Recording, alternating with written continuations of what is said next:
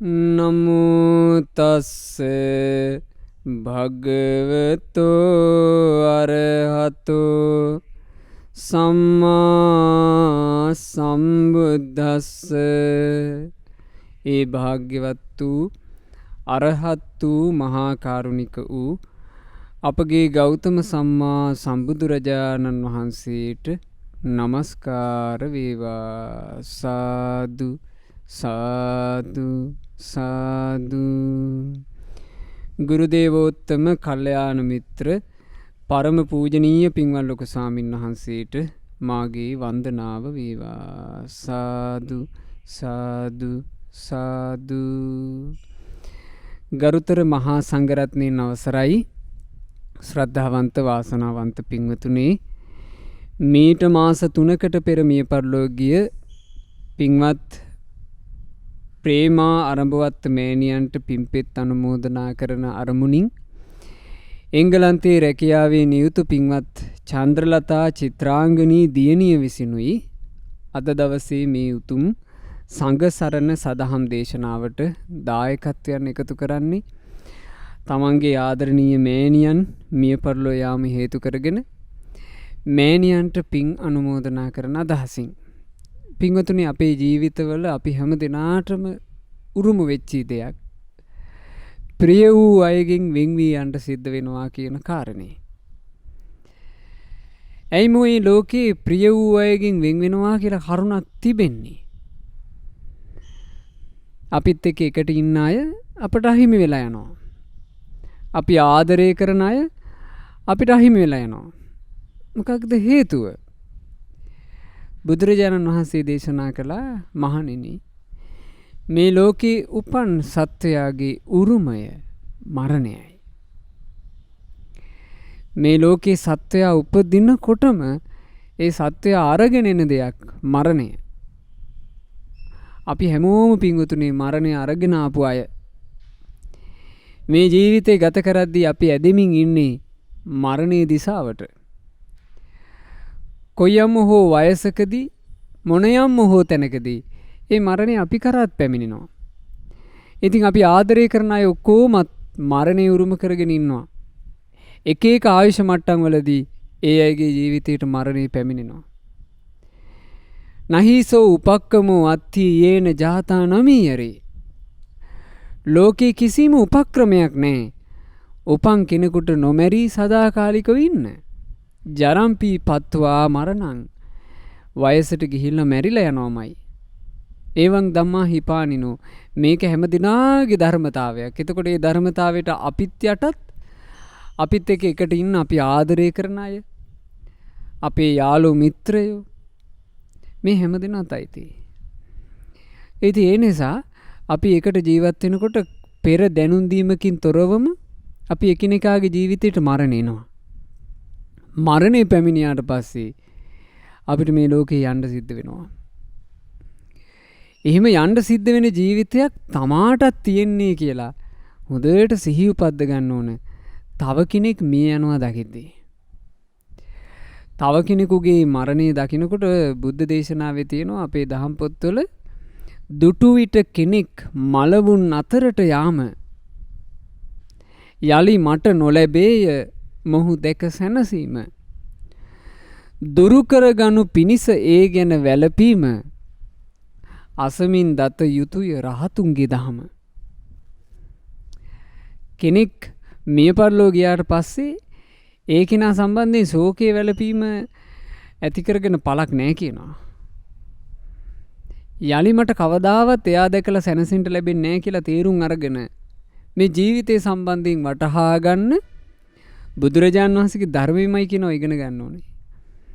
ඇත්තටම මේ ජීවිත කතාව දිහාවට අපි හැරී බලනකොට පින්වතුනි අපිට පේන දෙයක් මේ ජීවිතේට බුදුරජාන් වහන්සේගේ ධර්මයේ පිහිට ඇර වෙන පිහිටක් නැහැ. අපිට වෙන පිහිටක් නැහැ. ධර්මයේ තුල හිටියොත් එහෙම ධර්මයේ පුරුදු කළොත් අපිට රැකවරණයක් තියෙනවා. කොහොමත් මැරිලා යන මේ ජීවිතේට රැකවරණයක් තියෙනවා අපි ධර්මයේ පුරුදු කළොත්. ඒක හොඳට තේරෙයි අද අහන මේ දහම් කතාවෙන්. මොකද අද මේ සංඝ සරණ දේශනාවේදී අපිට ඉගෙන ගන්න තියෙන්නේ සංඝසරණ පොතේ 27 වෙනි කතා පුවත. එහි සඳහන් වෙන්නේ අන්‍යතර ස්ථවිර වත.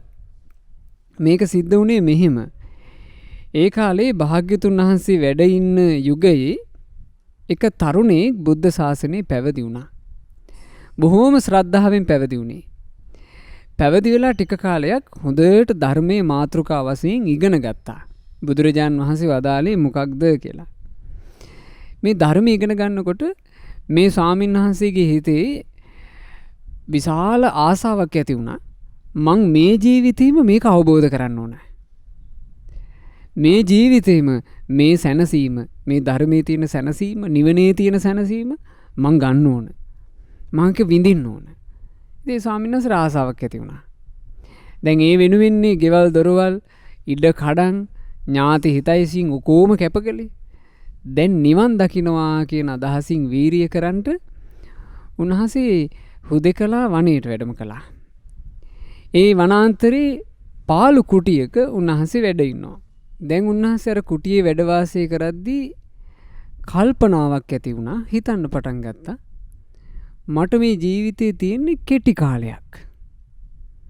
ධර්මයේ හැසිරෙන්න ගොඩාක් කල් මට නැහැ. මගේ ජීවිතේට මරණය පැමිණෙනවා.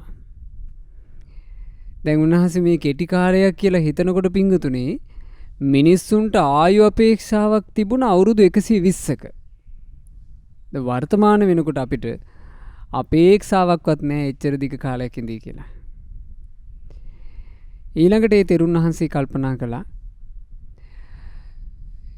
ආයු අපේක්ෂාව එච්චර තිබුණාට ඊට පෙර මරණය පැමිණෙන්න පුළුවන් අවිනිශ්චිත මොහොතක. ඒ නිසා මං ගොඩාක් වීරියෙන් ධර්මයේ හැසිරෙන්න ඕන. ගොඩාක් මේ ධර්මයට කැප වෙන්න ඕන කියලා ඒ ස්වාමීන් වහන්සේ කල්පනා කළා. බොහෝසේ කැප වුණා. උන්වහන්සේ කොයිතරම් කැප වුණාද කියන්නේ මධ්‍යම රාත්‍රියේ සුළු මොහොතක් සැතපීම පිණිස වෙන් කරලා අනිත් සියලු කාල වකවානුව සක්මන් කරමිනුත් වාඩි වෙමිනුත් විතරක් වාසය කළා. ඉතින් බොහෝම මහන්සියෙන් ධර්මයේ පුරුදු වෙමින් ඉද්දී උන්වහන්සේට වාත අමාරුවක් ආවා. ඒ වාත අමාරුව නිසා වාඩි වෙලා ඉන්න පුළුවන් කමක් නැහැ. වාඩි වුණාම ඒක දැනෙනවා. ඊට පස්සේ උන්වහන්සේ සක්මන් කරන්න පටන් ගත්තා. මේ සක්මනේ සක්මන් කර කර ඉද්දී උන්වහන්සේගේ ප්‍රාණය තොර වුණා. අරගෙන ආපු ආයුෂ ප්‍රමාණය අවසන් වුණා. සක්මනේ සක්මන් කර කර ඉද්දී මේ පරලෝකියා අපවත් වුණා. ඒ අපවත් වුණාට පස්සේ නිදා පිබිදියක් හූමෙන් තවතිසා දෙව් භවනේ මහා විමන් දොරක උපන්නේය. ධර්මයේ පුරුදු වෙමින් හිටියේ. ධර්මයේ පුරුදු වෙමින් හිටපු නිසා මිය පරලෝකීයපු සැනකින් හරියට නිදාගෙන පිබිදුණක් වගේ උපන්නේ තවතිසාවේ. ඇයි බුද්ධ දේශනාවේ තිබෙන්නේ ධම්මෝ හවේ රක්ඛති ධම්මචාරී. ධර්මයේ හැසිරෙන තැනැත්තාව ධර්මයේ විසින් සුරකින්නේය. චත්තම් මහන්තං යතා වස්ස කාලේ.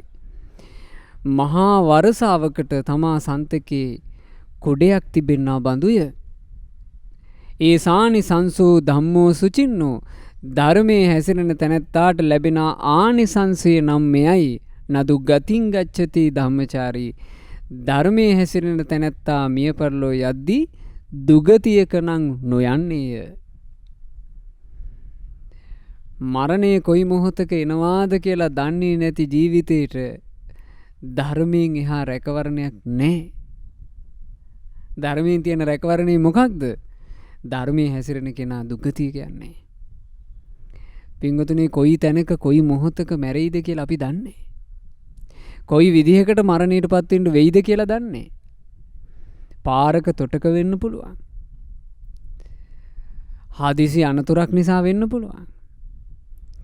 අපේ මෘත ශරීරයක කෑල්ලක්වත් හොයාගන්න බැරි වෙන විදිහට වෙන්න පුළුවන් මැරෙන්නේ.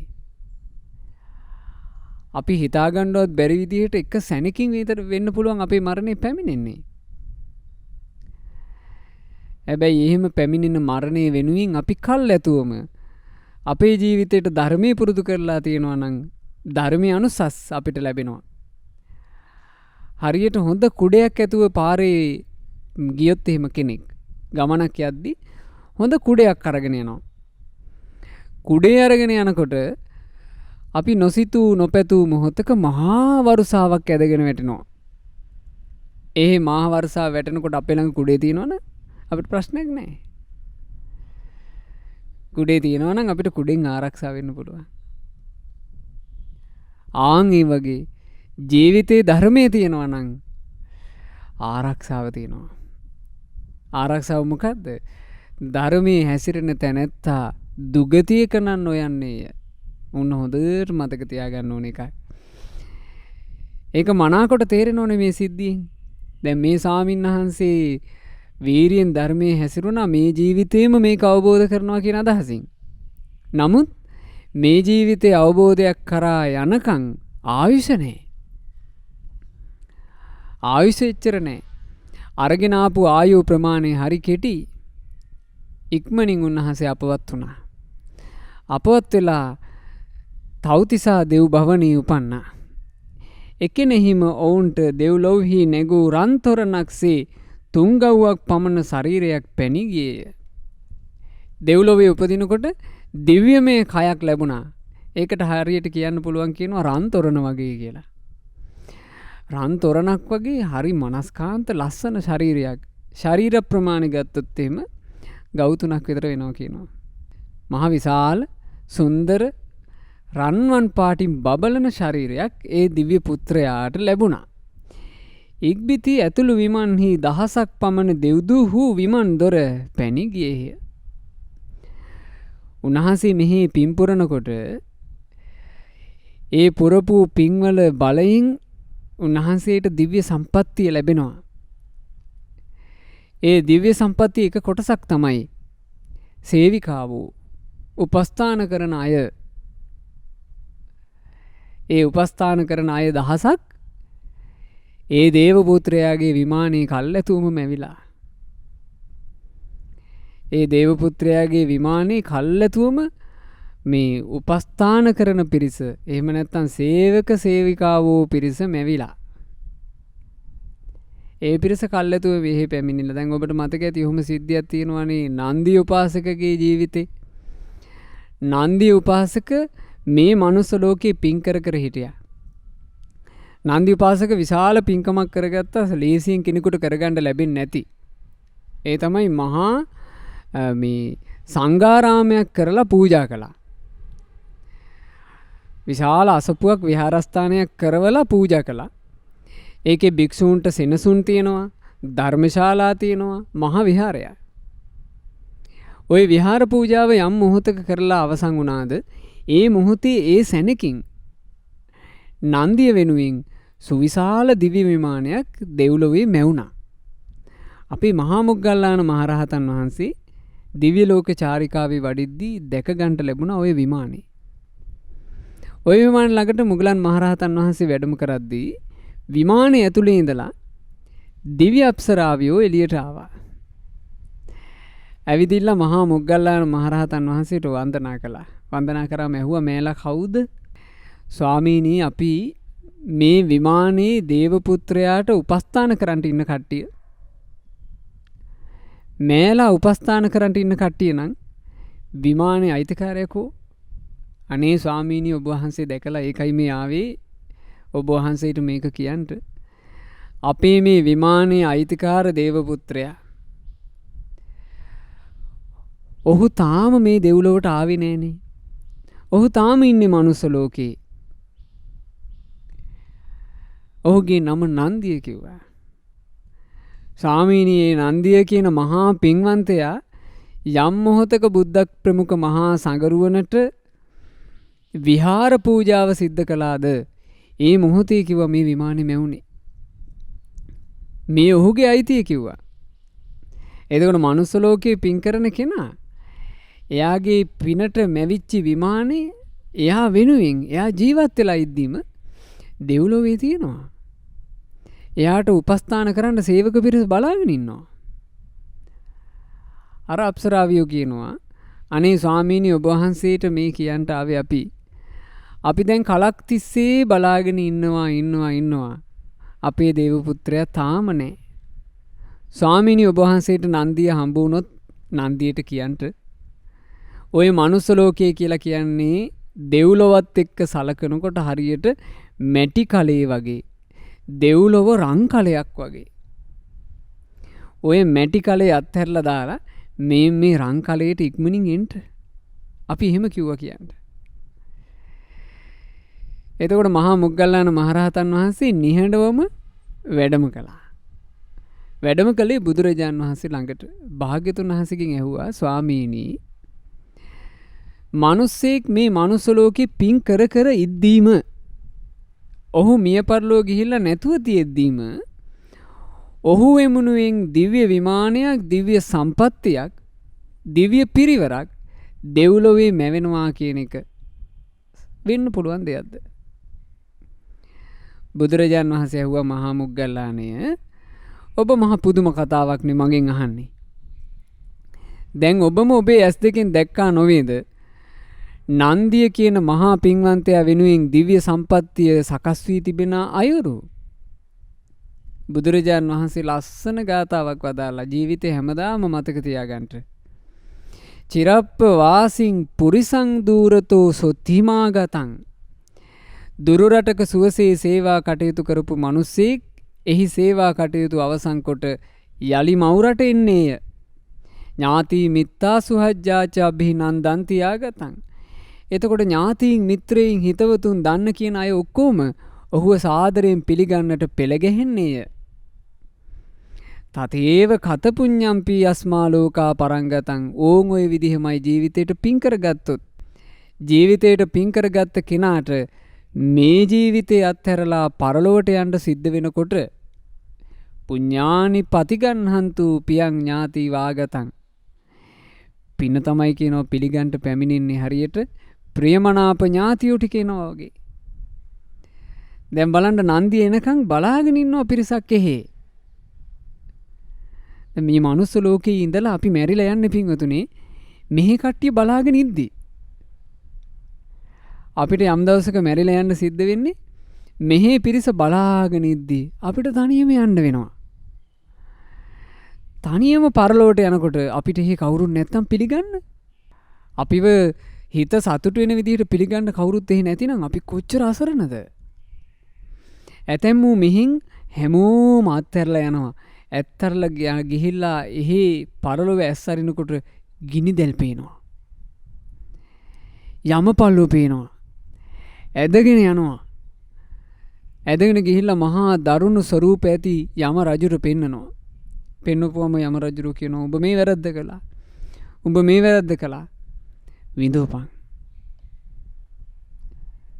ඇතැමුන්ට එහෙමයි. සමහර කෙනෙක් මෙහෙන් ඇස් පියාගෙන එහෙන් ඇස් අරිනකොට එයාට තියෙන්නේ වේලිලා ගියපු පරිසරයක්. ඛණ්ඩ මුකුත් නැහැ. පැම්පොදක් නැහැ. පෙරේතය අස්සේ උපදිනවා. හැබැයි පින් කරගත්ත තැනැත්තා පින කරගෙන පරලොව යනකොට ඒ කෙනාව පිළිගන්න පිරිසක් එහෙ ඉන්නවා. දැන් මේ ස්වාමීන් වහන්සේ බොහෝසේ පින් කරගෙන ධර්මයේ හැසිරෙමින් හිටපු කෙනා.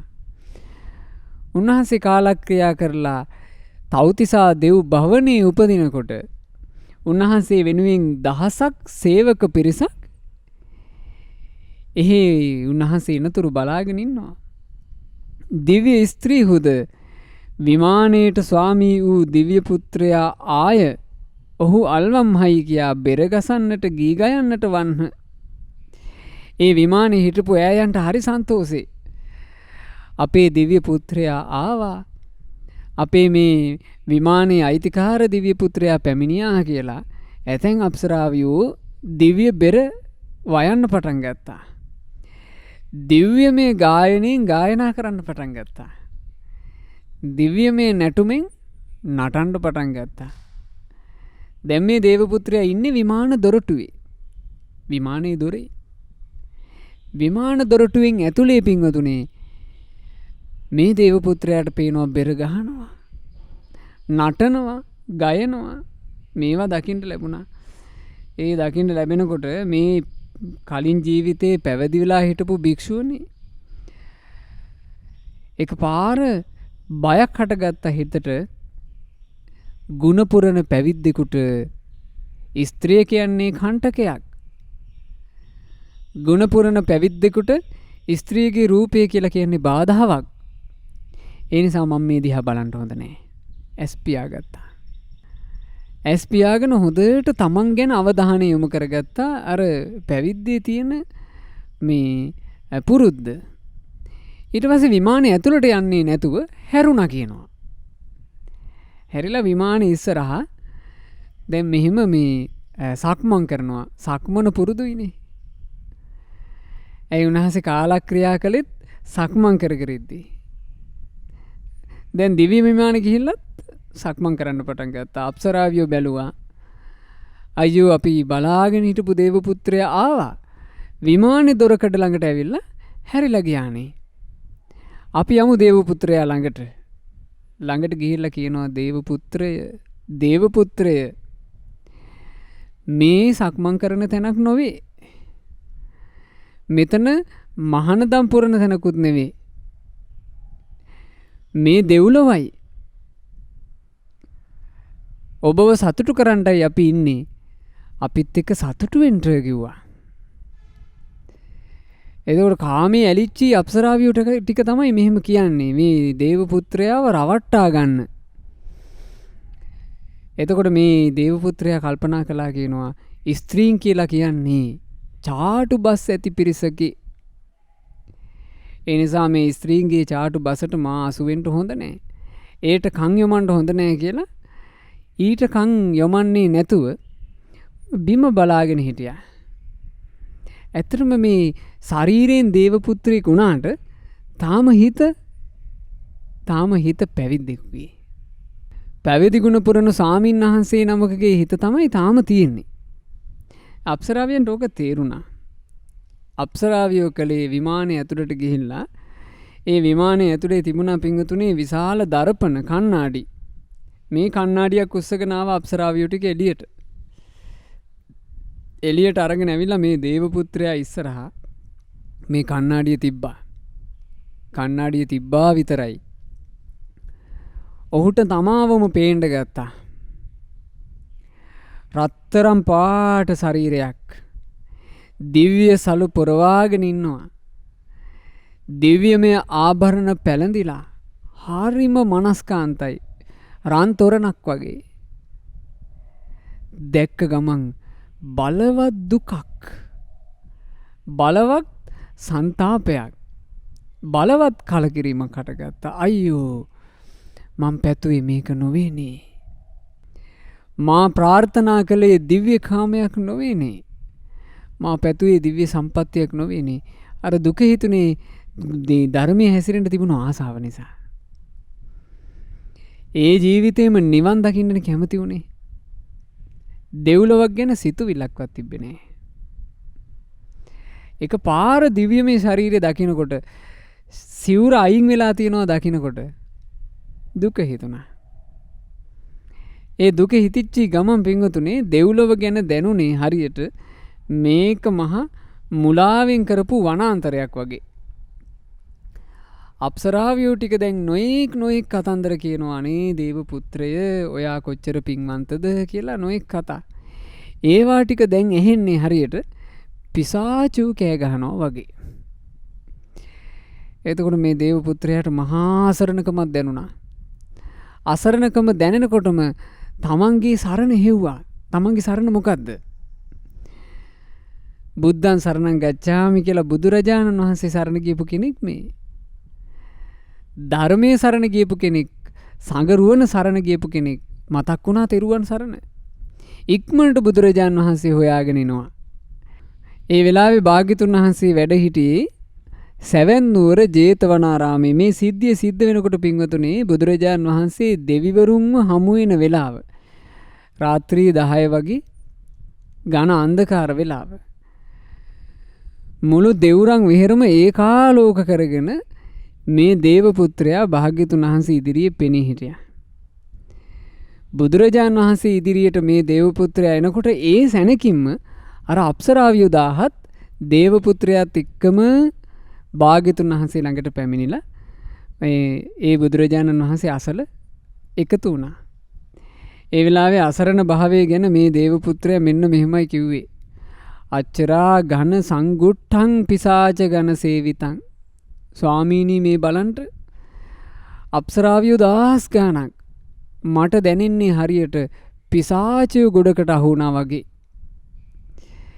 වනන්තං මෝහනං නාම.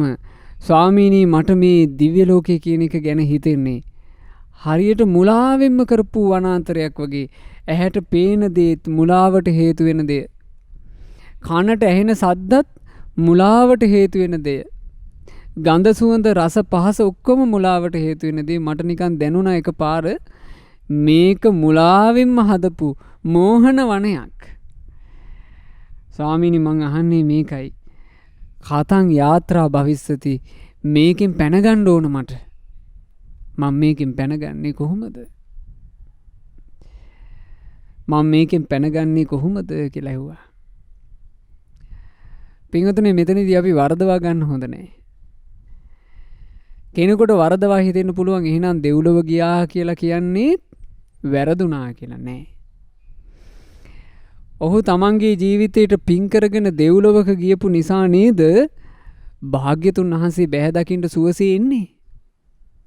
නිරේ ගියා නම් කරගත්ත පිනක් නෑ. නිරේ ගියා නම් යමපල්ලට කියලා එන්නද? මට බුදුරජාණන් වහන්සේ බැහැ දකින්න යන්න ඕන. එහෙම කියලා එන්නද? පෙරේත ලෝකෙක ගියා නම් එන්නද? තිරිසන් ලෝකෙක ගියා නම් එසේ පැමිණෙන්නද? විදිහක් නෑ. දෙව්ලොවේ ගියපු නිසා තුන් ලෝකාග්‍ර මහා කාරුණික බුදුරජාණන් වහන්සේගේ බණපද අහන්න ඒ දේව පුත්‍රයා පැමිණුණා. බුදුරජාණන් වහන්සේ ඉස්සරහා තමන්ගේ ප්‍රශ්නේ කිව්වා. ඉතින් ඒ වෙලාවේ භාග්‍යතුන් වහන්සේ මේ දේව පුත්‍රයාට බොහෝම ලස්සන ගාථා 3කින් අවවාදයක් කළා. ඒ අවවාදය අපි හැමදෙනාටම වටිනවා.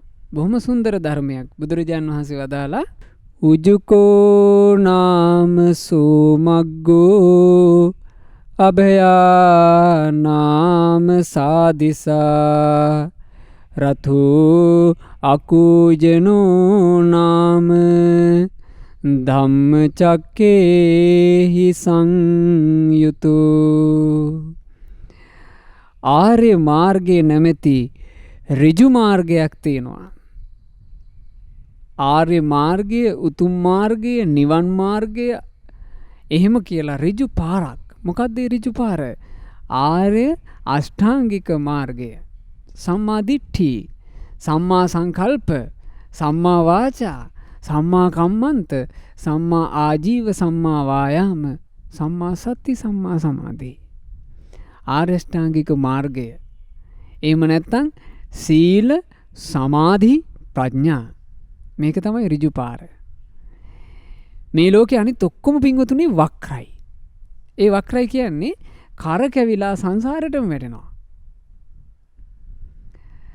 කරකැවිලා සසරටම යනවා. අනිත් හැම දෙම ආර්ය අෂ්ටාංගික මාර්ගයේ විතරයි සංසාරයෙන් නිදහස් වූ පැත්තට යන්නේ. ඒ ගැන කියන්නේ මෙහෙම.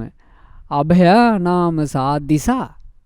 ඒ මාර්ගය, ඒ ඍජු පාර යොමු වෙලා තියෙන්නේ එකම එක දිශාවකටයි. ඒ දිශාවට කියන්න පුළුවන් නිර්භය, අභය. ඒ මාර්ගයේ යම් අඟලක් යම් දශමයක් ඉස්සරහට යනවද? බය නැතුව යනවා. ආර්ය අෂ්ටාංගික මාර්ගයට පැමිණෙන කෙනාට බය නැතුව යනවා. ඇයි බලන්න පින්වතුනි, ආර්ය අෂ්ටාංගික මාර්ගයට යම් කෙනෙක් පැමිණුණොත් එහෙම සෝතාපන්න කියලානේ අපි කියන්නේ. සෝතාපන්න ශ්‍රාවක භාවයට පත් වුණා. සෝවන් වෙච්ච ගමන් මොකද්ද වෙන්නේ? සතර අපා භය නැති වී යන්නේය. තවදුරට ධර්මයේ දියුණු වෙනකොට මොකද්ද වෙන්නේ? ටිකෙන් ටික සංසාර භය නැතුව යනවා. සංසාර භය නැති වෙලා ගිහිල්ලා රහතන් වහන්සේ බවට පත් වෙනකොට මුළු මහත් සසර භය සම්පූර්ණයෙන්ම අවසන් වෙනවා. මුළු මහත් සසර බය සම්පූර්ණයෙන්ම අවසන් වෙනවා. ඒ හින්දා තමයි කිව්වේ අභයා නාම සාදිසා. ඒ මාර්ගයේ යොමු වෙලා තියෙන දිශාවට කියන්න තියෙන්නේ නිර්භය කියලා, අභය කියලා. රතෝ අකූජනෝ නාම ධම්මචක්කේහි සංයුතෝ. ඒ මාර්ගයේ කිසිම සද්දයක් නැති රථයක් තියෙනවා. ඒ මාර්ගයේ ගමන් කරන රථය සද්ද බද්ද ගොඩාක් තියෙන එකක් නෙමෙයි. නිහඬ රථයක්. ඒ රථය දහම් රෝධ වලින් කැරකෙනවා. ධම්මචක්කේහි සංයුතෝ. රථය ඉස්සරහට අරගෙන යන රෝධ මොනවද? ධර්මයේ කියන රෝධ. ධර්මයේ කියන රෝධ වලින් තමයි මේ රථය යන්නේ. ධර්මයේ කියන රෝධ ශක්තිමත් වෙන්න මේ රථේ සද්ද අඩුයි. ඒ සද්ද අඩුයි කියලා කිව්වේ එයා තමන්ගේ පැත්තටම යමු වෙනවා. ලෝකෙට දෝෂාරෝපණ කරන එක නවත්තනවා. ලෝකෙන් ලාභ සත්කාර පතන එක නවත්තනවා. අල්පේච්ඡ වෙනවා. තමන් තුළ තමාගෙන අභිමානයක් හටගන්නවා. තමාට තමාවම වටිනවා. එතකොට මේ බාහිර වටිනාකම් වලින් ඇති වැඩක් නෑ. බාහිරින් වටිනාකම් හොයාගෙන යන එකක් වැඩක් නෑ. මොකද තමන්ම තමන්ගේ ජීවිතේ ගුණධර්ම දියුණු කරගෙන තමාගේ වටිනාකම තමන්ට පේනවා. තමන් වටින කෙනෙක් බව තමන්ටම දැනෙනවා. එහෙවකින් නිකන් බාහිරින් 아무තු ප්‍රශංසා ඒ කිසිවක් එයාට අවශ්‍ය වෙන්නේ. කිසි සද්දයක් නැති රථයක්. අල්පේච්ඡ ගුණධර්ම රැකගෙන ගුණධර්ම සම්බන්ධයෙන් නිහඬව යන ගමනක්. හිරිතස්ස අපාලම්බෝ සතස්ස පරිවාරණං ධම්මාහං සාරතිං බ්‍රූමි සම්මාදිට්ඨි පුරේ ජවං. ඒ රථේ වාඩි වෙන ආසනේ තමයි ලැජ්ජා බය කියන දෙක. ආර්ය අෂ්ටාංගික මාර්ගයේ ගමන් කරන මේ රථේ වාඩි වෙන්න නම් ඒ රථේ ආසන වෙන් කර ගන්න නම් ඒ ආසන තමයි පවට ලැජ්ජාවත් පවට බයත්. ඒ දෙක නැත්තම් රථේ අසුන් නැත. ඒ රථයේ වාඩිවීමක්, ඒ රථයේ තැන්පත් වීමක්, ඒ රථය තුල ඉඳීමක් නැහැ. තමන් ගාව ලැජ්ජා බය කියන දෙක නැත්තම්. පාපයට ලැජ්ජාව, පාපයට බය. අකුසලයට ලැජ්ජාව, අකුසලයට බය. ආන් ඒක තියෙන්න ඕන කියනවා. සතස්ස පරිවාරණං රතේ සරසවා තිබෙන්නේ සිහිය නම් වූ සරසැවිල්ලෙනි. සිහිය කියන ලස්සන සුන්දර සැරසිල්ලෙන් රතේ සැරසිලා.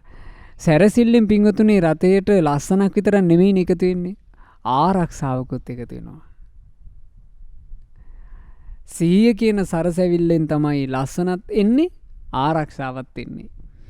සම්මාදිට්ඨිය පෙරටු කරගත් ආධ්‍යාත්ම බලයෙන් යුතු ශ්‍රී සද්ධර්මයේ තමයි ඒ රථයේ රියදුරා.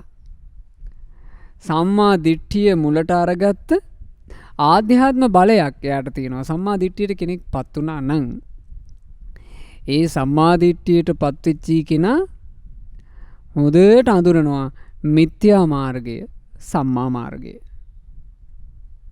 එයාට පාර වර්ධින්නේ. පාර වරද්ද ගන්නේ නැතුව රතේ අරගෙන යන කෙනා නේද දක්ෂ රියදුරා. අදක්ෂ රියදුරාට පාර අවුල් යනවා. ඊට පස්සේ ඉතින් උන් කොහේ හරි ගිහලා හප්ප ගන්නවා. අපි එහෙම දකින්නේ නැද්ද? අදක්ෂ රියදුරෝ වාහනේ අරගෙන යනවා. ඔහේ කොහේ හරි ගාලක ගිහිල්ලා වාහනේ පටලව ගන්නවා. අනතුරක් කර ගන්නවා. අදක්ෂයි. ගානට පාරේ වාහනේ අරගෙන යන්න දක්ෂ නැහැ. පාරේ ගානට වාහනේ අරගෙන යන්න නම් රියදුරා දක්ෂ වෙන්න ඕන. පාර අඳුන ගන්න ඕන. ඒ පාරේ යන විදිහ දැන ගන්න ඕන. සම්මා දිට්ඨිය තිබ්බොත් තමයි එයා අඳුනගන්නේ මේ තමයි මාර්ගය.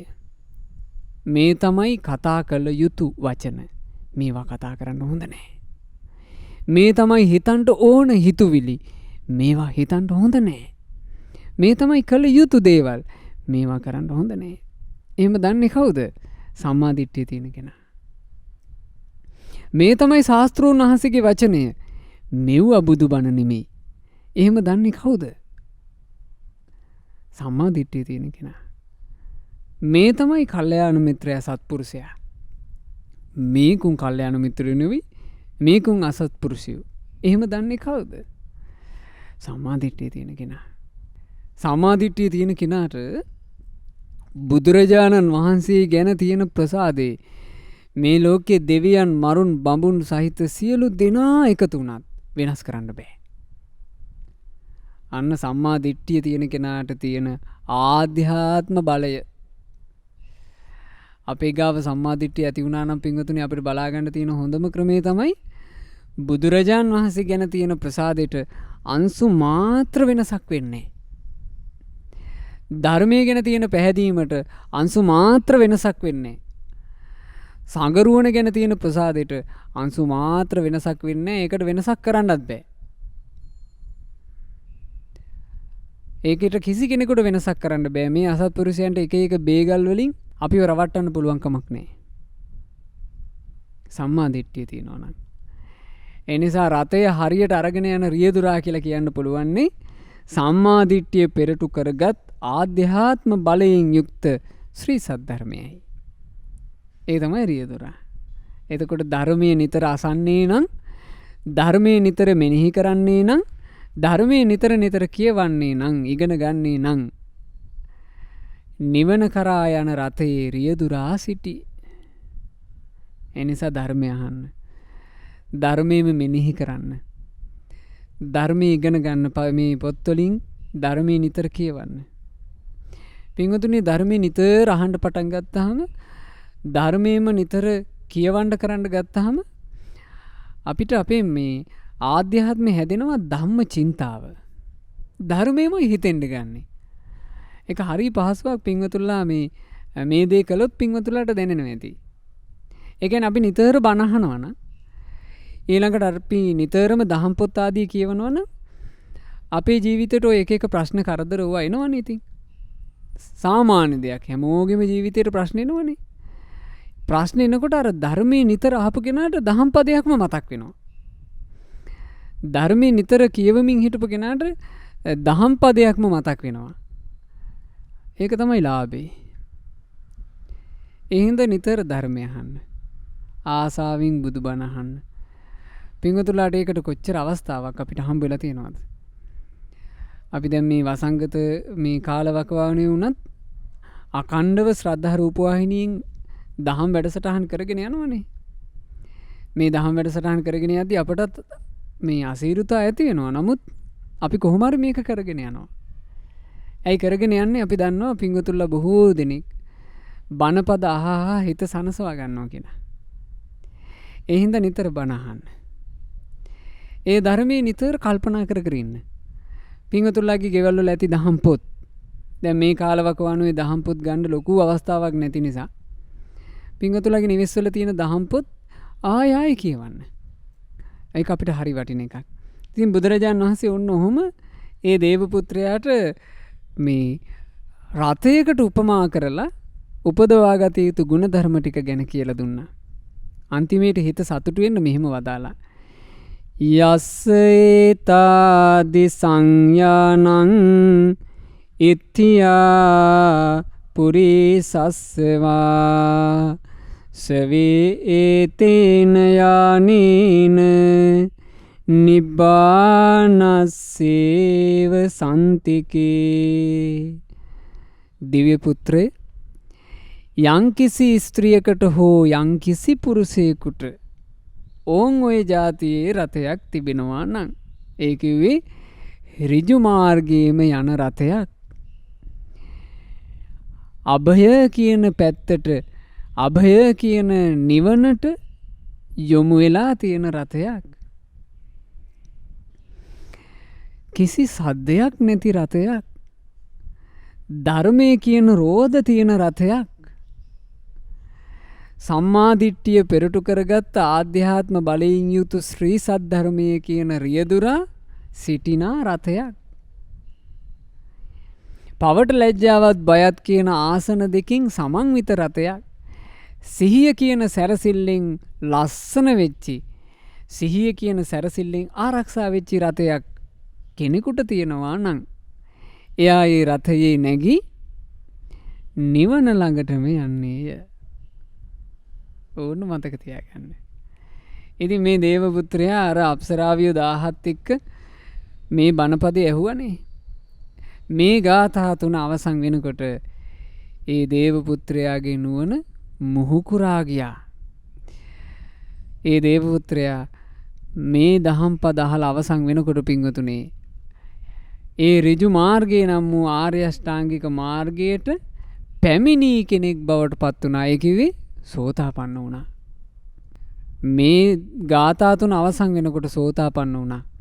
සතර අපා බය නැති නියත වශයෙන්ම භව හතක් ඇතුළත චතුරාර්ය සත්‍ය ධර්මය අවබෝධ කර ගන්නවාමයි කියන, එහෙම නැත්නම් අමූර්ත නිවනේ සැනසෙනවාමයි කියන නිෂ්ඨාව සහිත ශ්‍රාවකෙක් විදිහට ඒ දේවපුත්‍රයා යලි දෙව්ලොවට ගියේ.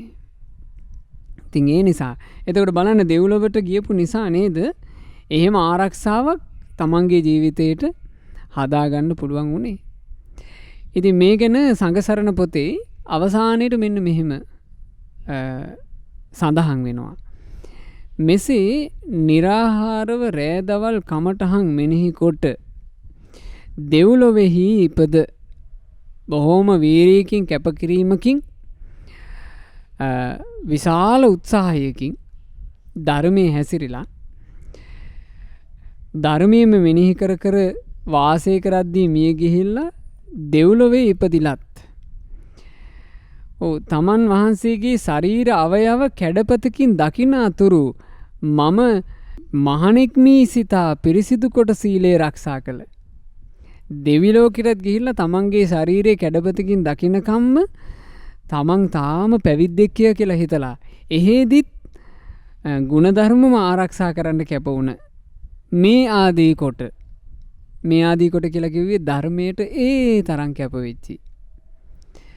ධර්මයට එච්චර ආස කරපු, ධර්මයට එච්චර ආස කරපු නිසානේ පින්වතුනි දෙව්ලොවේ ගිහිල්ලා දිව්‍ය සම්පත්තිය දකින්නකොට කලකිරුණේ. මොකද්ද මේ උනේ කියලා. නැත්තම් සාමාන්‍යයෙන් කාමයට ආසා කෙනෙකුට එකපාර දකින්න ලැබුණා නම් තමන්ගේ තිබුණ රූපේ තලේ එළලු ආදී වශයෙන් කියන චවි වර්ණ අයින් වෙලා ගිහිල්ලා නිකන් රත්තරන් පාට වෙලා තියෙනවා දකින්නකොට කාමයට කැමති කෙනෙක්ට නම් හිතෙනවනේ හරි ෂෝක් කියලා. කලින් තිබ්බෙකට වඩා කොච්චර හොඳයිද දැන් කියලා හිතෙනවනේ. එහෙම අහුුනේ නෑ. ඇයි අහුවෙන්නේ නැත්තේ? ආසකරී ලාමක දෙයකට නෙවෙයි, ධර්මයට. මහා දිව්‍ය විමානයේ දකින්නකොට ආස හිතුන්නේ නෑ මේ තිබුණු පුංචි කුටියක් නේ තිබුණේ මේ විමානේ හරි ෂෝක්නේ කියලා. දිව්‍ය අප්සරාවිය දකින්නකොට ආසාවක් ඇති වුණේ මේ මනුස්ස ලෝකයේ හිටියේ මේ සාමාන්‍ය ස්ත්‍රියවුනේ මේ ඉන්නේ අප්සරාවියෝනේ කියලා. ඇයි ලාමක දෙයකට ආස කළේ නෑ? ආස කළේ උතුම් දෙයකට. ඒ නිසා අපි ආස කරන්න ඕනේ මේ උතුම් වූ ධර්මයටයි. ධර්මයට ආසා කරලා ධර්මයට කැපවෙද්දී අපේ ජීවිතේට මරණය පැමිණුණත් අපිට ආරක්ෂාවක් තියෙනවා. ධර්මයේ හැසිරෙන්න උනන්දු වෙන කෙනා ඒ ධර්මයේ හැසිරීමට උනන්දු වෙමින් ඉද්දී මිය පරලෝ ගිහින් අපි හිතමු දෙව්ලොවේ උපන්නා කියලා. දෙව්ලොවේ උපන්නට එයා දිව්‍ය කාමයට අහු වෙන්නේ. ඇයි හේතුව? එයා ආස කරන්නේ දිව්‍ය කාමයට නෙමෙයි. දෙව්ලොවක් ගැන අදහසක් තිබුණත් තියෙන්නේ ධර්මයේ හැසිරෙන්න පහසුවක් පිණිසයි. වෙන දෙයක් නෑ. දෙව්ලොවක් ගැන යම් ආසාවක් තිබුණත් යම් හිතක් තිබුණත් එයාට තියෙන්නේ ධර්මයේ හැසිරීමට උපකාරක අංගයක් පිණිස මිසක් එහෙ ගිහිල්ලා මේ නන්දන වනේ සතුටු වෙන්න දිව්‍ය අප්සරාවියොත් එක්ක එකට බෙර ගහන්න නෙමෙයි. ඒ නිසා ඔක හරියට තෝර බේර ගන්න ඕන එක. නැත්තම් හරි අපි මේ පුංචි දහන් දෙනුමකින් පඬිත වෙනවානේ. ඒ පඬිත වෙනවා කියලා මම අදහස් කළේ ආඩම්බර වෙනවා. පොඩ්ඩයි ධර්මයේ ඉගෙනගෙන තියෙන්නේ. ඒ ඉගෙනගත්ත ටිකෙන් මේ මම නම් මේ ජීවිතේ මේක කරගන්නවාමයි කියලා මේ අමුතු හිතට ගැනිල්ලක් එක අපි ආඩම්බර වෙනවා. ආඩම්බරයකින් පින්වතුනේ අපිට නිවනක් කරා යන්න බෑ. ඊළඟට අපි හිතමු මම මේ ජීවිතේම මේක කරගන්නවා කියලා අපි බරට කිව්වා කියලා එහෙම කරගන්න බෑ. මේක තියෙන ප්‍රතිපදාවක් එක්ක. අපි ටික ටික ගුණධර්ම දියුණු කරන්න ඕන. ඒ ගුණධර්ම දියුණු කිරීම ගැන අපි හොඳට තේරුම් ගන්න ඕන. මේක කොච්චර දුෂ්කර එකක්ද, මේක කොච්චර මහා පුරුෂයෝ විසින් කරපු දෙයක්ද කියලා. එතකොට අපි බොහොම ගෞරවයකින් මේක ටිකෙන් ටික තමන්ගේ ජීවිතයට පුරුදු කරගන්නවා. කොහොම හරි පින්වතුනි ජීවිතේ අවිනිශ්චිත බව ගැන හොඳට තේරුම් අරගන්න. කොයි මොහොතක මේක සිඳී යනවාද කියලා කියන්න බැරි බව හොඳට තේරුම් ගන්න. තේරුම් අරගෙන ධර්මයේ උදෙසා ගොඩක් කැප වෙන්න. පින්වතුලා එක එක රස්සා කරන ගමන් ඊළඟට පින්වතුලා ගෙවල් දොරවල් වල වැඩ කටයුතු කරන ගමන්නේ බණ ඇහෙන්නේ. ඉතින් පින්වතුලාට දුෂ්කරතා ගොඩාක් තියෙනවා. ඒ දුෂ්කරතා ඇතුළේම පුළුවන් උපරිමයේ පින්වතුනි ධර්මයට කැප කරන්න. ඔබ ධර්මයේ කැප වෙන යම් දශමයක් ඇත අපත යන්නේ. ඒකෙන් ඔබට ඒකාන්ත වශයෙන් රැකවරණයක් තියෙනවා. ඒ නිසා අද සංඝසරණ දේශනා මාලාවෙන් අද ධර්ම දේශනාවෙන් අපි බොහෝම ලස්සන කාරණාවක් ඉගෙන ගත්තා. ජීවිතය අවිනිශ්චිත බව ගැන තේරෙන, අපිට ධර්මයෙන් තියෙන රැකවරණය ගැන තේරෙන. ඉතින් ඒ නිසා අපි හැමදෙනාට ඒ බුදුරජාණන් වහන්සේගේ සද්ධර්මයේ මුණ ගැහිච්ච ජීවිතේ ධර්මයේ රැකවරණය සලසා ගන්නට වාසනාව ලැබෙත්වා. සාදු සාදු සාදු.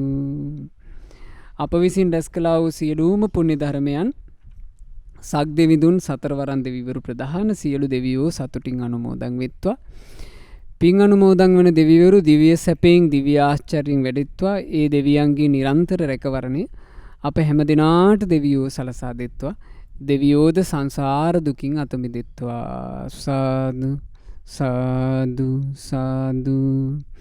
රැස් කළා වූ සියලුම පුණ්‍ය ධර්මයන් ගුරු දේවෝත්තම කල්යාණ මිත්‍ර පරම පූජනීය පින්වත් ලොකු ස්වාමීන් වහන්සේට අනුමෝදන් වෙත්වා. අපගේ ගුරු දේවයන් වහන්සේ නිදුක්ව නිරෝගීව දීර්ඝායුෂ සම්පන්නියම ලබත්වා. මේ ගෞතම බුදු සසුන තුලම උතුම් වූ චතුරාර්ය සත්‍ය ධර්මය පරිපූර්ණ වශයෙන්ම අවබෝධ කරගන්නට වාසනාව ලැබෙත්වා. සාදු සාදු සාදු. රැස් කළා වූ සියලුම පුණ්‍ය ධර්මයෝ අද දවසේ ධර්ම දානමය පින්කම සිද්ධ කරන ඒ එංගලන්තයේ රැකියාවේ නියුතු පින්වත් චන්ද්‍රලතා චිත්‍රාංගනී දියණිය බලාපොරොත්තු වෙන ආකාරයෙන්ම තමන්ගේ නමින් මීට මාස 3කට පෙර එනම් 2021 ජූනි මාසේ 22 වෙනිදා මේ පරලෝ යන්ට යෙදුණු ආදරණීය මෑණියන් වන පින්වත් ප්‍රේමා අනබවත්ත මෑණියන්ට මේ සියලුම පුණ්‍ය ධර්මයෝ අනුමෝදන් වෙත්වා. අනුමෝදන් වෙත්වා. අනුමෝදන් වෙත්වා. මෑණියන්ට පින් අනුමෝදන්ව මෑණියන්ගේ පරලෝ ජීවිතේ ඒකාන්ත වශයෙන්ම සුඛී සුවපත් භාවයටම පත්වෙත්වා. ඒ වගේම තමන්ගේ නමින් මීට වසර 7කට පෙර මිය පරලෝ යන්ට යෙදුණු ප්‍රේමදාස පියාණන්ටත් පින් අනුමෝදන් වෙත්වා. නමින් මිය ගියා වූ දෙමාපියන්ටත් ඥාති හිතයිසීන් සියලු දෙනාටත් පින් අනුමෝදන් වෙලා ඒ සියලු දෙනාට මේ දුක්ඛිත වූ සංසාර ගමනින් ඊතා ඉක්මනින්ම නිදහස් වෙන්න වාසනාව ලැබෙත්වා කියන ප්‍රාර්ථනාවෙන් පින්පෙත් අනුමෝදනාව සිදු කරන්න. ලංකාවේ වෙසෙන ස්වාමි පුරුෂයාටත් දියණියටත් පුතණුවන්ටත් පින් අනුමෝදන් කරනවා. ඒ වගේම සහෝදර සහෝදරියන්ට හා ඒ අයගේ දූ දරුවන්ටත් පින් අනුමෝදන් කරනවා. ධර්ම දානය සිදු කළේ එංගලන්තයේ රැකියාවේ නියුතු පින්වත් චන්ද්‍රලතා චිත්‍රාංගනී මහත්මිය විසින්. ඉතින් අපි විශේෂයෙන් සෙත් ප්‍රාර්ථනා කරනවා, ආශිර්වාද කරනවා ඒ චන්ද්‍රලතා චිත්‍රාංගනී මහත්මියට විදේශගතව සිදු කරන ඒ රැකියා කටයුතු කිසිම කරදරයකින් බාධාවකින් හිරිහැරයකින් පීඩාවකින් තොරව සුවසේ කරගන්නට සියලු ශක්තිය ධෛර්යය රත්නත්‍රයේ ආශිර්වාදය නොඅඩුවම ලැබෙත්වා. තමන්ගේ ජීවිතේ මේ විදිහට විදේශගතව රැකී රක්ෂාව සිද්ධ කරමිනුත් දහම් පදහනවා. තවදුරටත් කල්යාණ මිත්‍ර ඇසුර ලබන්ට අවකාශ ලැබෙත්වා. සුවසේ දහම් මග දියුණු කරගන්ට අවකාශ ලැබෙත්වා. චන්ද්‍රලතා චිත්‍රාංගනී මහත්මියටත් ස්වාමී පුරුෂයාටත් දියණියටත් පුතණුවන්ටත් සහෝදර සහෝදරියන් ඇතුළු පවුලේ සියලු දෙනාට මේ සියලු පුණ්‍ය ධර්මයන්ගේ ආශිර්වාදයෙන් රත්නත්‍රයේ ආශිර්වාදයෙන් සියලු දෙවියන්ගේ ආශිර්වාදයෙන් සියලු යහපත අභිවෘද්ධිය සැලසේවා. සුවසේ පින් කරගන්ටත් සුවසේ දහම් මඟ දියුණු කරගන්ටත් අවකාශ ලැබෙත්වා. ඒ පින්වතුන්ලගේ ජීවිතවල රැකී ආරක්ෂා ආදී සියලු කටයුතු දූ දරුවන්ගේ අධ්‍යාපන කටයුතු ආදී මේ සියලු දේම ਸਰව ප්‍රකාරයෙන් සාර්ථක වේවා. ගෞතම සාසනය තුලම චතුරාර්ය සත්‍ය ධර්මය අවබෝධ කරගන්නට වාසනාව ලැබිත්වා කියලා අපි සෙත් ප්‍රාර්ථනා කරනවා. ඒ පින්වතුන්ලා විශේෂයෙන් බලාපොරොත්තු වෙන කාරණාවක් කොරෝනා වෛරසය හේතුවෙන් රෝගාතුර වී සිටින ලංකාවාසී ලෝකවාසී සියලු දෙනාටම ඊතා ඉක්මනින්ම නිදුක් නිරෝග සුව ශාන්තිය සැලසෙත්වා කියන පුණ්‍ය ප්‍රාර්ථනාව අද ධර්ම දානයේ සිදු කළා වූ ඒ සදහවත් පින්වතුන්ලාට ශ්‍රද්ධා මාසික ධර්ම දාන සමාජික පින්වතුන්ලාට ඒ වගේම සුපින්වත් ඔබට විශේෂයෙන් මේ කාලවකවානුවේ ඔබ වෙත මේ සදහම් වැඩසටහන් අඛණ්ඩව රැගෙන එන්න විශාල කැපකිරීමක් කරන අපේ ශ්‍රද්ධා රූපවාහිනී කාර්ය මණ්ඩලයේ ඒ පින්වත් හැම දෙනාට මේ සියලුම පින් අනුමෝදන් වෙලා සියලු දෙනාට ගෞතම සාසනය තුලම ධර්ම අවබෝධ කරගන්නට ලැබෙත්වා. හැම දිනාටම තෙරුවන් සරණයි. නමෝ බුද්ධාය. මෙවැනි වටිනා ධර්ම දේශනා ශ්‍රවණය කිරීමට ශ්‍රද්ධා ඩේලි YouTube චැනලය සබ්ස්ක්‍රයිබ් කරන්න.